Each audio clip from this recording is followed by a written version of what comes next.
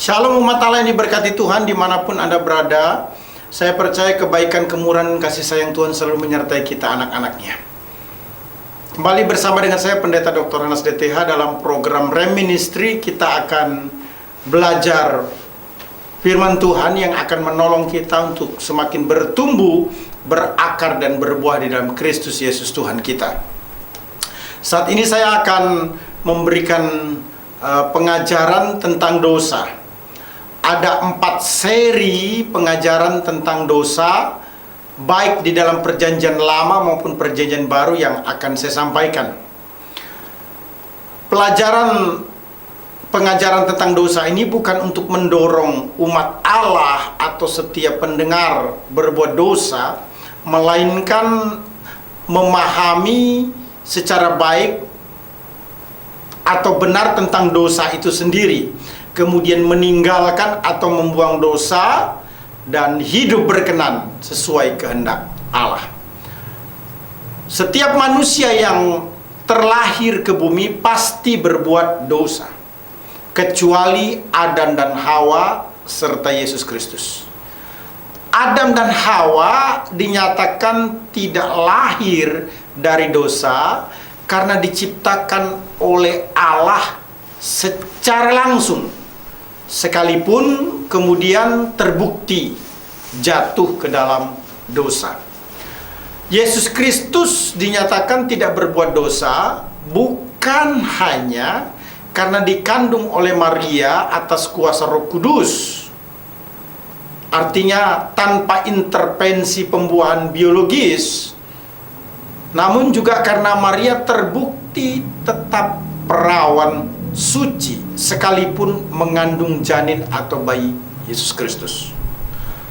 Naskah Yunani menggunakan istilah Parthenos, naskah Ibrani menggunakan istilah Alma yang sangat tepat diterjemahkan virgin ataupun juga gadis, perawan.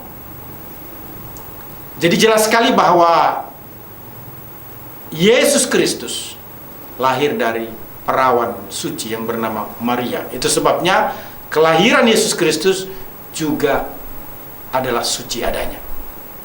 Yesus Kristus juga suci dibuktikan dalam kehidupannya sehari-hari, sehingga mati disalibkan tidak pernah berbuat dosa. Jadi karena kita secara biologis adalah keturunan Adam dan Hawa yang berbuat dosa, maka kita sebagai manusia tanpa terkecuali menerima dosa warisan atau dosa turunan dari Adam dan Hawa hingga orang tua kita selanjutnya diturunkan ke kita, dan juga dosa imputasi dari Adam dan Hawa langsung ke kita masing-masing.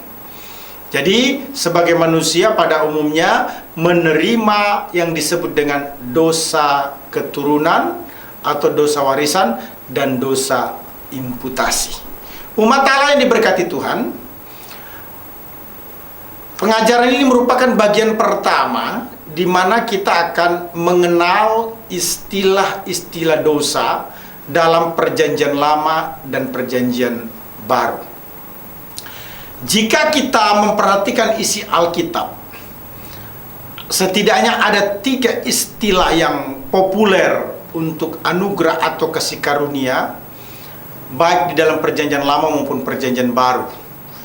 Kalau perjanjian lama itu menggunakan istilah hen atau hesed, dan dalam perjanjian baru dipergunakan istilah karis. Jadi hen atau hesed dan karis itu merupakan istilah yang menunjuk kepada anugerah. Namun setidaknya ada 8 istilah dalam perjanjian lama yang mempunyai arti dosa. Sementara Perjanjian Baru mengetengahkan ada 12 istilah untuk pengertian yang sama. Umat Allah yang diberkati Tuhan Yesus Kristus, banyaknya istilah dosa, baik dalam Perjanjian Lama maupun Perjanjian Baru, jika dibandingkan istilah anugerah atau kasih karunia, menunjukkan betapa Allah menaruh perhatian agar manusia memahami dan mengerti kehendak Allah dengan sangat baik, sehingga hidup berkenan atau sesuai kehendak Allah. Artinya tidak melakukan dosa. Setidaknya 8 istilah yang digunakan dalam Perjanjian Baru untuk menjelaskan tentang dosa. Pertama, istilah hata, artinya tidak mencapai sasaran, to miss the mark. Tidak mencapai sasaran atau hata disebut juga dosa. Kata Yunani yang memiliki arti yang sama adalah hamartano. Istilah yang kedua dalam Perjanjian Lama adalah ra, dalam bahasa Yunani kakos atau poneros. Arti kata dasarnya adalah merusak, sering juga diterjemahkan dengan kata pasi. Ketiga, istilah pasa, artinya memberontak. Biasanya kata ini juga diterjemahkan pelanggaran. Keempat, istilah awon, mengandung pengertian kejahatan atau dosa. Kelima, istilah saga, yang artinya berbuat kesalahan atau tersesat seperti domba. Keenam, istilah asam, artinya bersalah. Hampir semua pelanggaran oleh istilah ini ditemukan dalam hubungan upacara di kemah pertemuan atau kemah suci. Ketujuh, istilah rasa, jarang digunakan sebelum pembuangan, artinya pasik, lawan dari yang benar. Kedelapan, istilah ta'ah, artinya tersesat, suatu perbuatan dosa yang dilakukan dengan sengaja. 8 istilah dari Perjanjian Lama di atas yang saya sudah sampaikan tadi menyimpulkan setidaknya 3 hal penting. Yang pertama, dosa mengambil banyak bentuk. Karena berbagai istilah yang digunakan, sehingga bagi seorang Israel dapat menyadari bentuk dosa yang ia jatuh ke dalamnya. Kedua, dosa pada dasarnya kontras dengan semua norma dan merupakan suatu ketidaktaatan kepada Allah. Ketiga, ketidaktaatan selalu melibatkan kesalahan.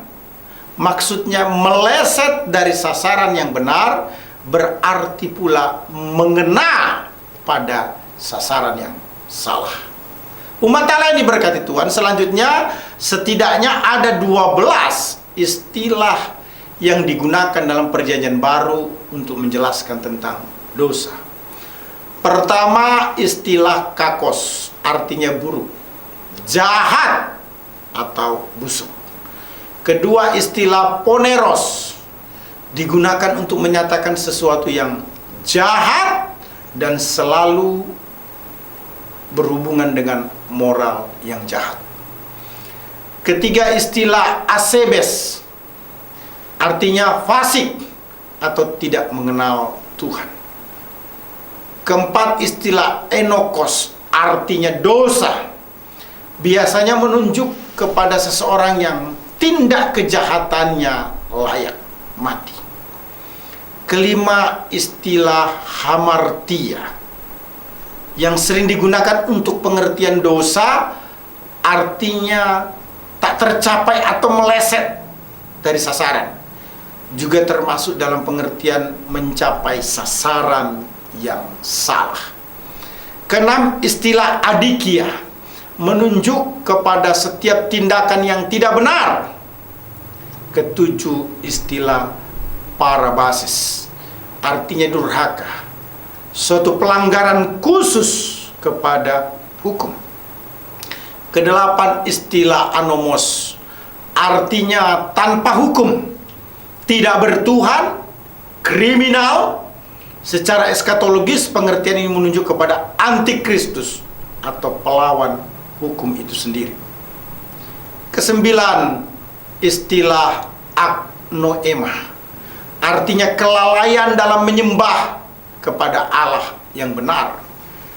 Kelalaian itu juga karena ketidaktahuan, namun diperhitungkan sebagai dosa yang menuntut korban penebusan. Kesepuluh, istilah planao, artinya menyesatkan. Contohnya, manusia bisa menipu dirinya sendiri, dan setan dapat menyesatkan seluruh dunia. Kesebelas, istilah paraptoma, artinya langkah yang salah atau pelanggaran. Ide yang terdapat dalam kata ini dimaknai sebagai pelanggaran yang dilakukan dengan sengaja. Kedua belas, istilah hipokrisis, artinya kepura-puraan atau kemunafikan. 12 istilah dari perjanjian baru yang sudah saya sampaikan tadi menyimpulkan dua hal penting. Pertama, selalu ada standar yang jelas melawan dosa yang dibuat. Kedua, rata-rata semua dosa adalah perbuatan melawan Allah dan pelanggaran terhadap standarnya. Ketiga, tanggung jawab manusia bersifat absolut dan jelas bisa dimengerti.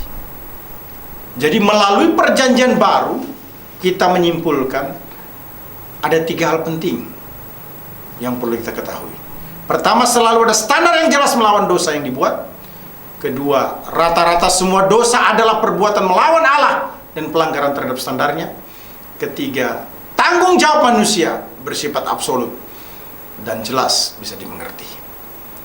Melalui ke-20 istilah dosa, baik dalam perjanjian lama maupun perjanjian baru, dapat diberi rangkuman atau kesimpulan menjadi dua.